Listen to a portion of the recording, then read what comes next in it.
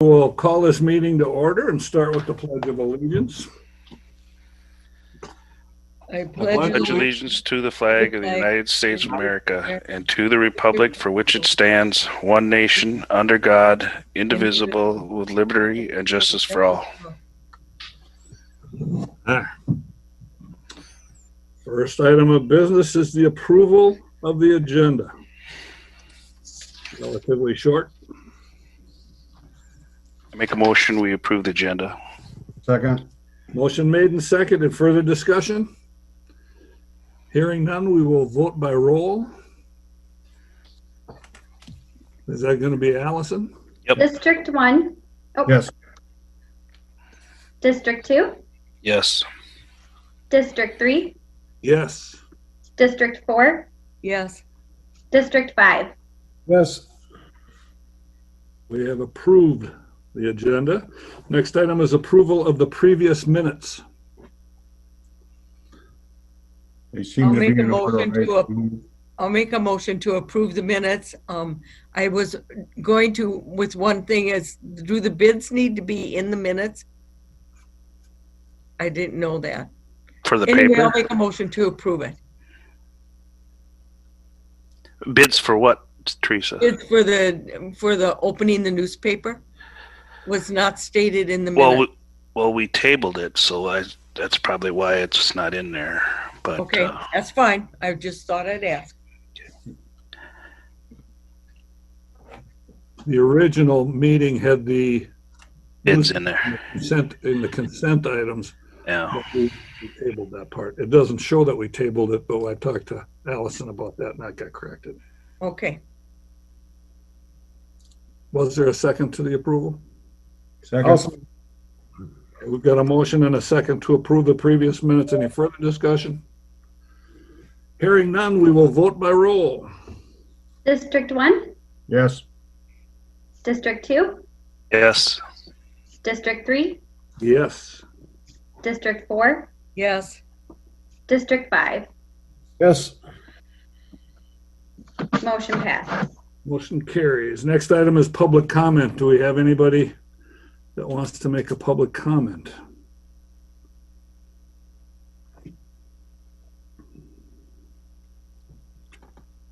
Hearing nobody jump up on that, we will move ahead to the consent agenda, consisting of Houston County hauler license renewal for 2021 from Aaron, and approve initiating a competitive search for an assessor map C53 from Tess. Is Aaron on?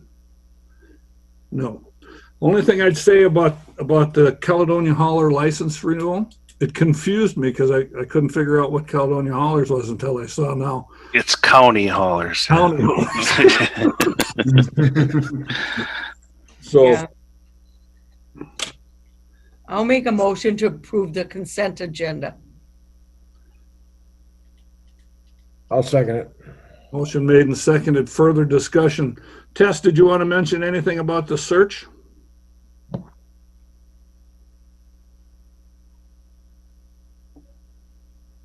Just that we will be posting that and initiating a search for a C53 for a county assessor. It will be a competitive search. And be posted in all the local papers we normally post in, on our website, etc. Okay. And with the unions. Okay. Question. How do we? Yeah, does this, I know there's discussion about a interim, that's something else other than posting for the full-time. I know the full-time is a full-time and we have up to 90 days, but the interim one is later discussion, correct? That appointment goes by way of appointing an assessor when there's a vacancy, goes by way of the county auditor's duties. Okay. And that is being looked at and discussed right now. The county auditor and the personnel committee will be meeting later this morning. Okay. I don't know if that's helpful information, but Yes. we have a couple of options. Very good. So we're discussing that. Any other questions? Otherwise, I'll call the question. Make a motion, we approve the consent agenda. I think we already have a Already motion. did that. Oh, you did that? Okay, sorry. Calling the question for Allison. Vote by roll. District 1, Yes. District 2, Yes. Yes. District 3, Yes.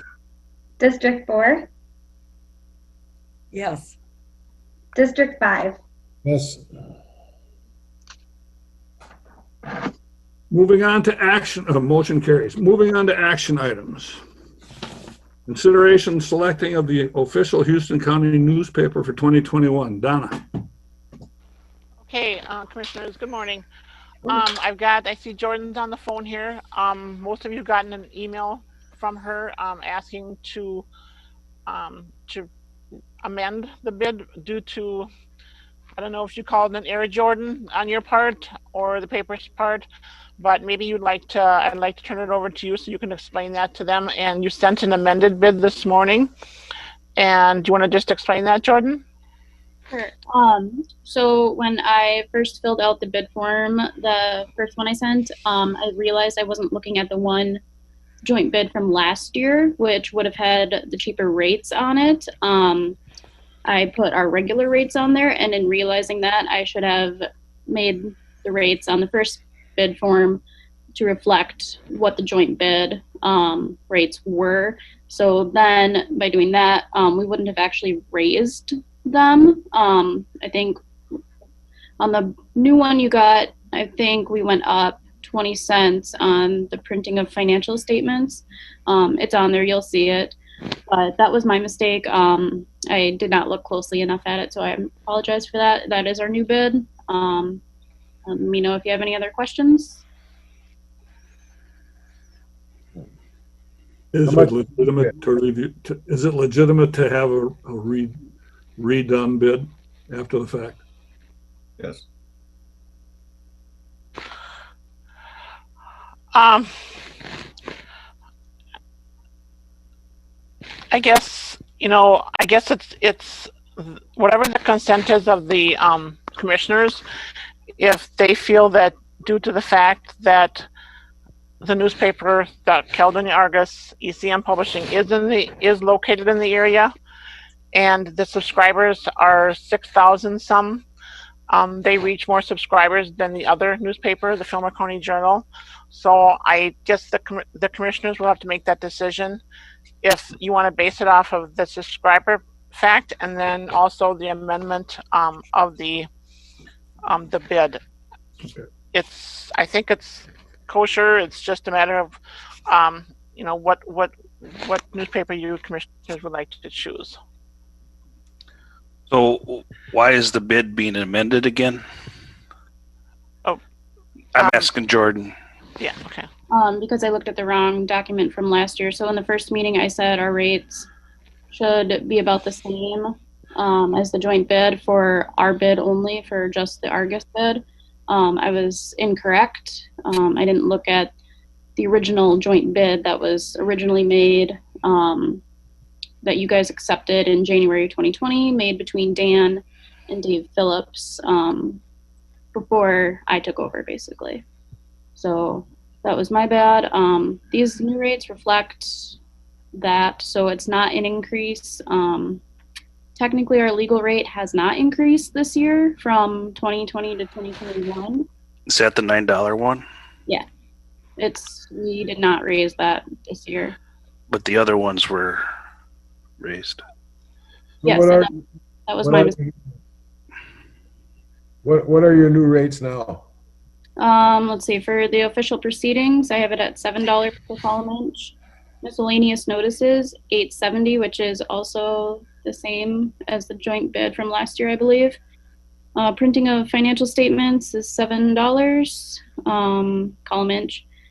Publication of sample ballot and publication of tax forfeiture and publication of delinquent tax list. Financial statements, sample ballot, and tax forfeiture are $7. Delinquent tax list is $9. That's what Dan and Dave had. You'll notice that this bid form is actually a little bit different from the one they had. I think there's a few different categories on the 2020 bid form. So I'm not sure why that's different. It's how it came to us this year.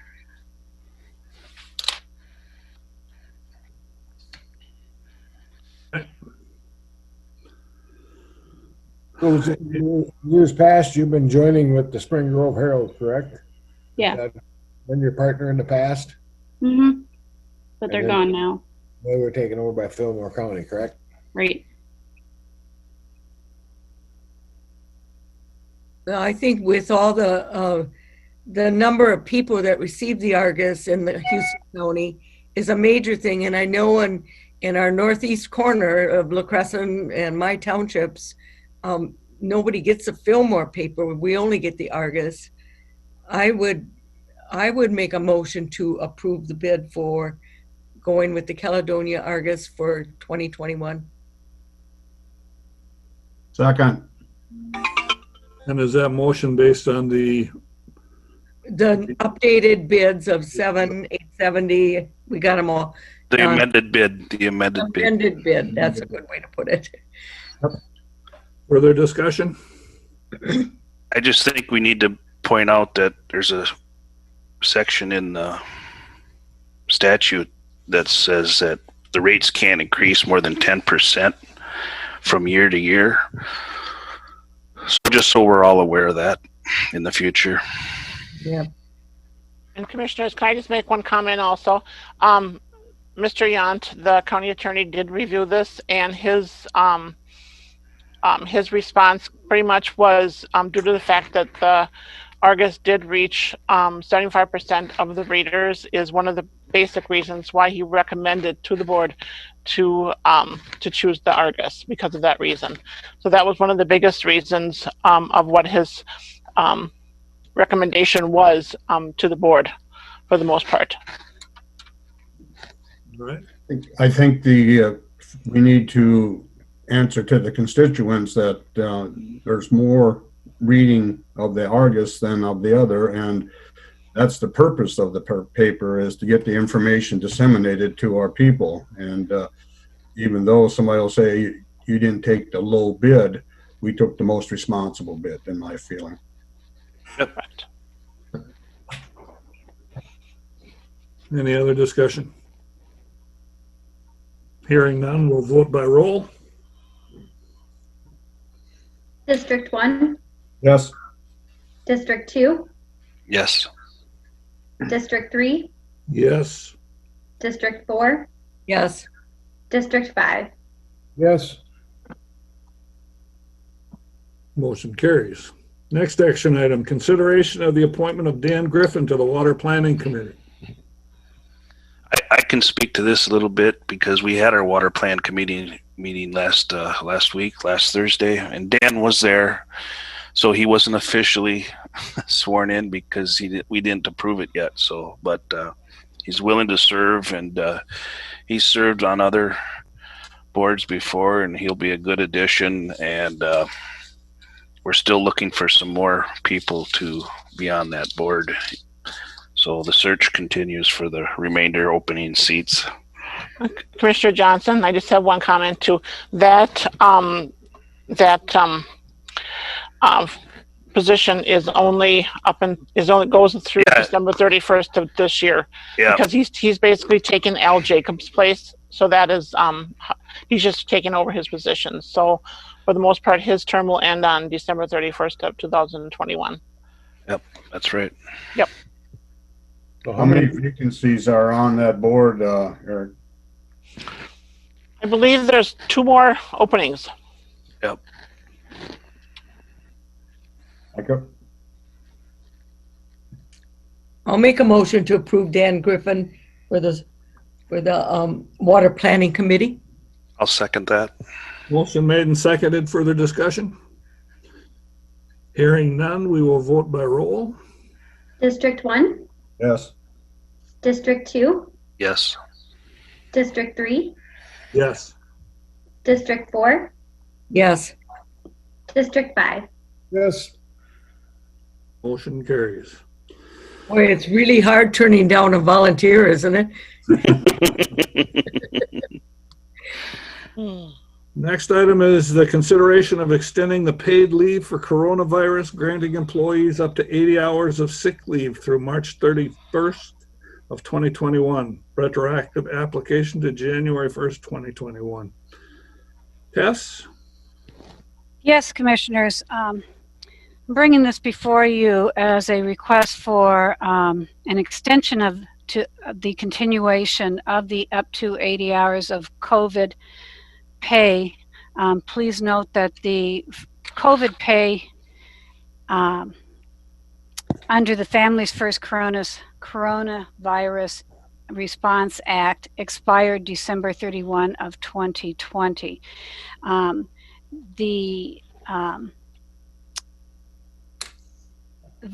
We have the option to extend it up through March 31st. However, note that this is not an extension of any of the FMLA benefits that was originally part of that act.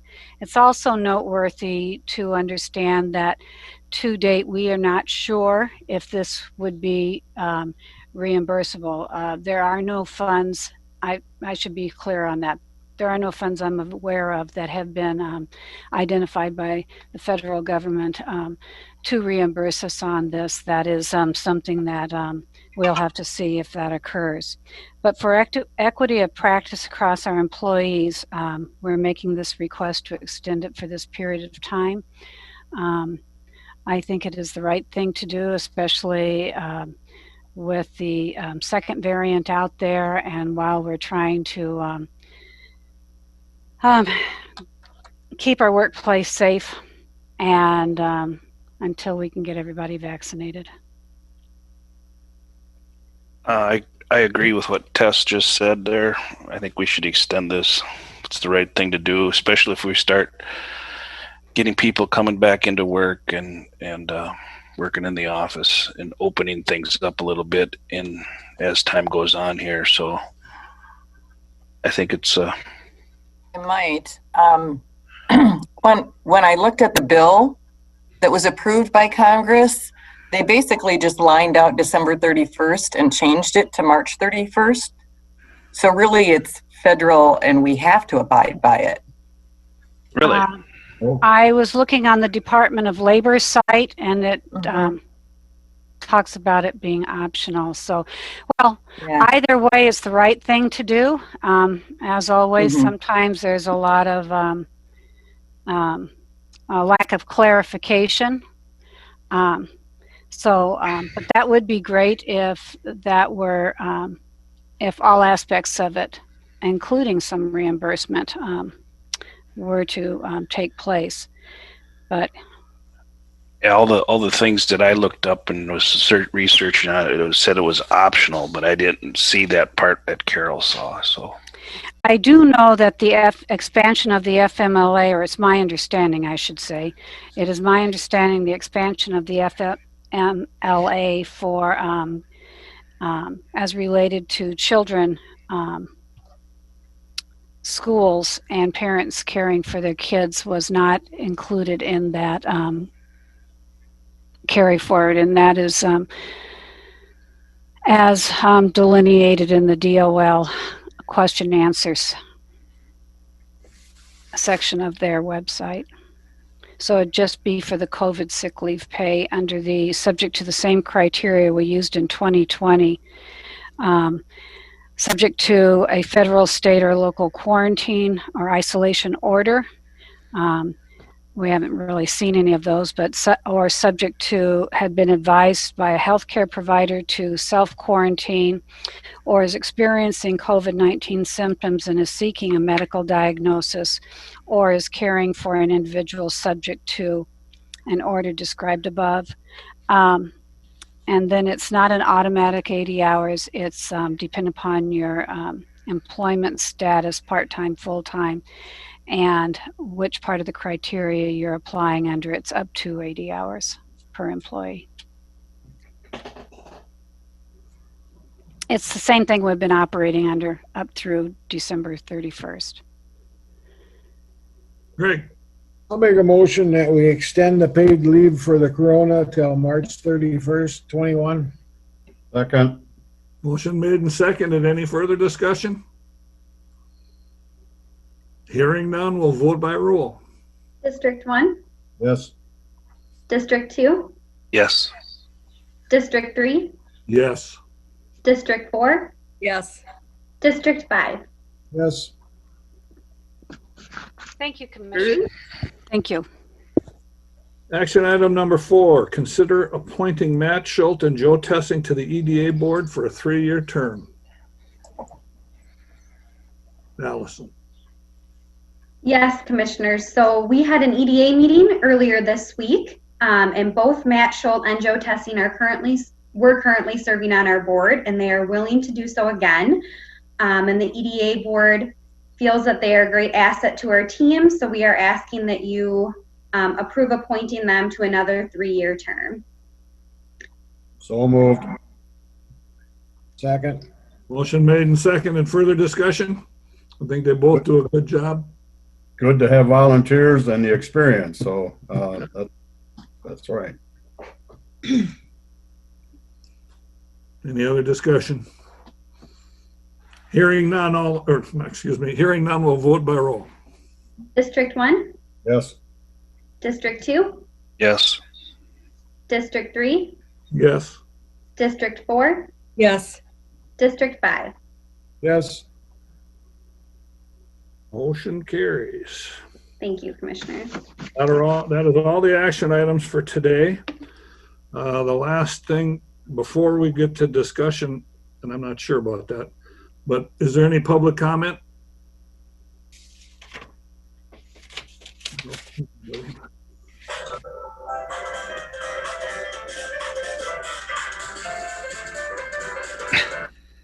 That's a different kind of public comment. Okay.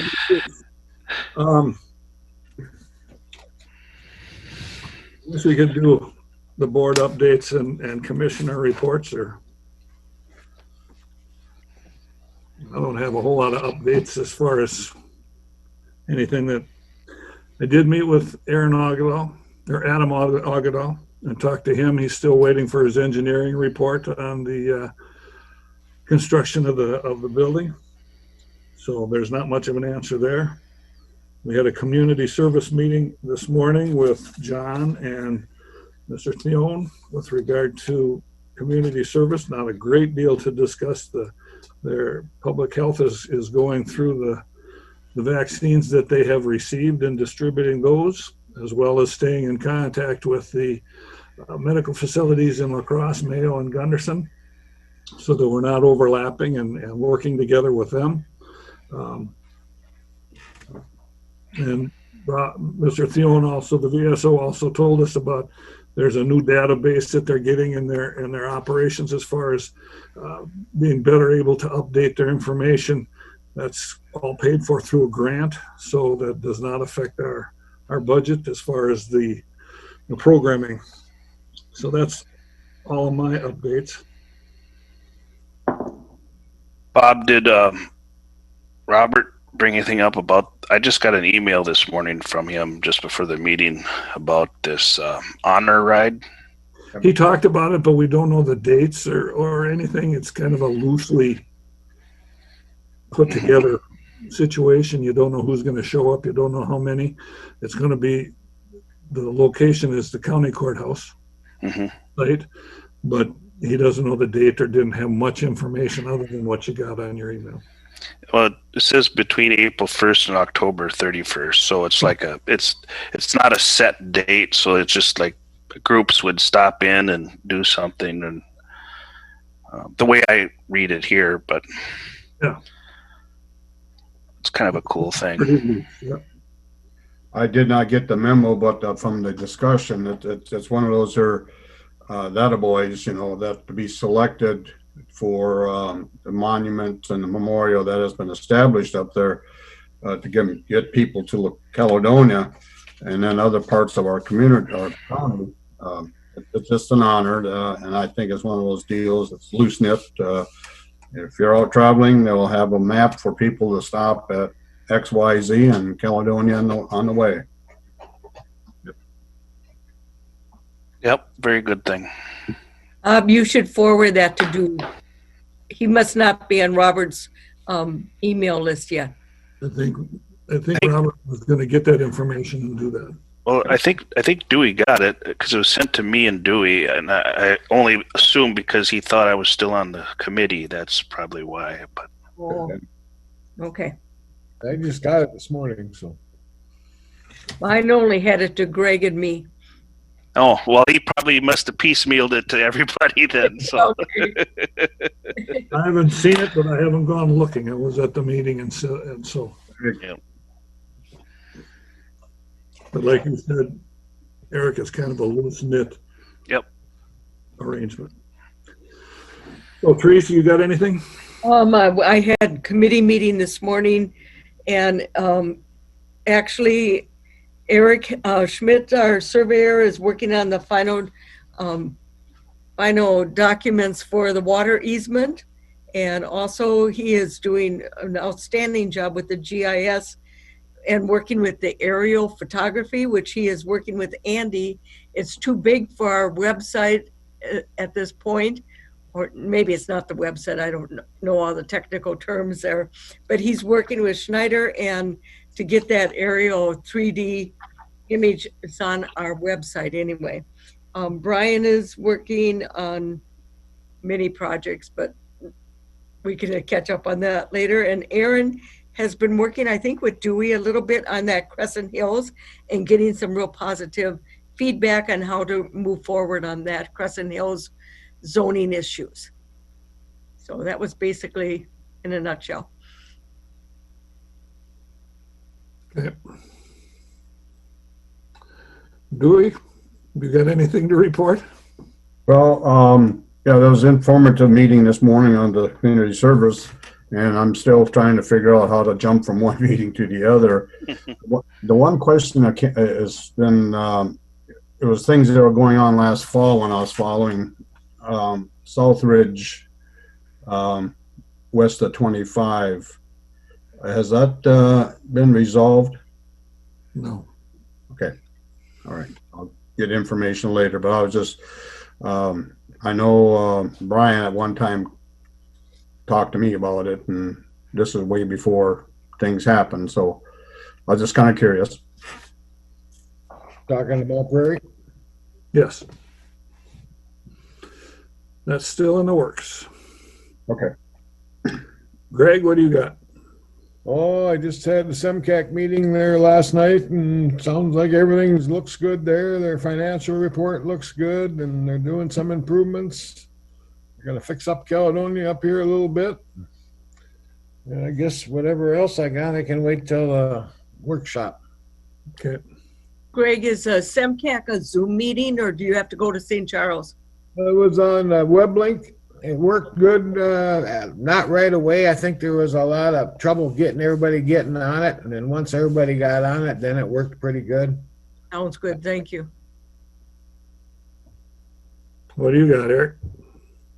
oh, just that we had a EDA meeting last week and discussed on possibilities of how to distribute that money, and we'll discuss more about that at our workshop here. So. Okay. And then we had our water plan committee meeting last Thursday. And just reviewed the budget, approved the budget. The budget's going to be around 29,000. There was a question about carryover from the year before, but that's allowed. So that was no problem. And so, yeah, we're just looking forward to trying to get some more projects done for next year as far as push-up ponds and stuff like that. So that's basically all I got right now. All right. Well, if there's nothing else, we'd entertain a motion to adjourn. So moved. Okay. Motion made and seconded to adjourn. Further discussion? Hearing none, we'll vote by roll. District 1, Yes. District 2, Yes. District 3, Yes. District 4, Yes. District 5. Yes. Motion carries. We are adjourned.